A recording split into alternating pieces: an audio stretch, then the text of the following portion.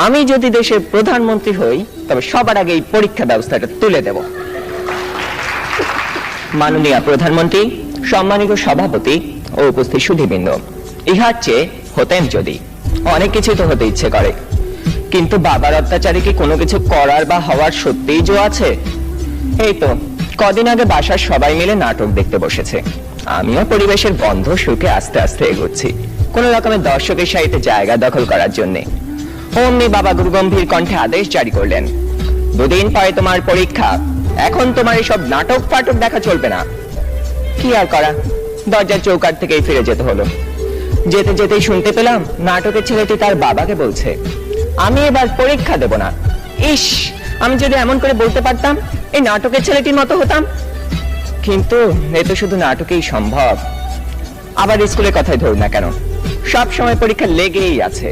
Class test, সাপ্তাহিক, মাসিক, term, এবং আমাদের স্কুলে আরো একটি পরীক্ষা আছে, পপ টেস্ট।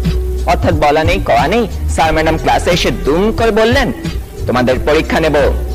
কি জ্বালা, এমনিতেই পরীক্ষার ভয় বাঁচি না, তা আবার এই পপ টেস্টের ভয় রাত দিন কাঁটা হয়ে থাকতে হয়। জনান্তিকে বলে রাখি, আমি যদি দেশের প্রধানমন্ত্রী হই তবে সবার আগে এই পরীক্ষা ব্যবস্থাটা তুলে দেব। এরই মধ্যে একজন বন্ধু ইশারা করলো, এনেছি। বুঝতে পারলাম গতকাল তাকে হুমায়ুন আহমেদের বোতল ভূত বইটা আনতে বলেছিলাম। কোন রকমে পরীক্ষা শেষ করে উঠে গেলাম লাস্ট বেঞ্চে, দুজনে মিলে মজা করে পড়তে শুরু করে দিলাম।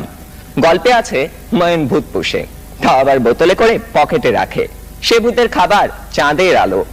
ক্লাসের একজন যখন একথা বলে দিল, তখন অঙ্ক স্যার বোতলটা নিয়ে ভূতটাকে এক ঢোকে পেটের ভিতর চালান করে দিলেন।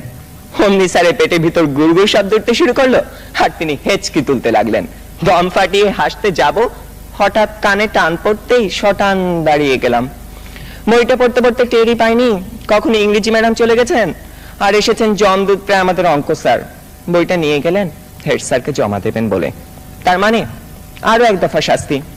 আপনারাই বলুন, এত শাসনের মধ্যে স্বাধীনভাবে কোনো কিছু করার উপায় নেই তো হওয়ার উপায় আছে? ধন্যবাদ সবাইকে।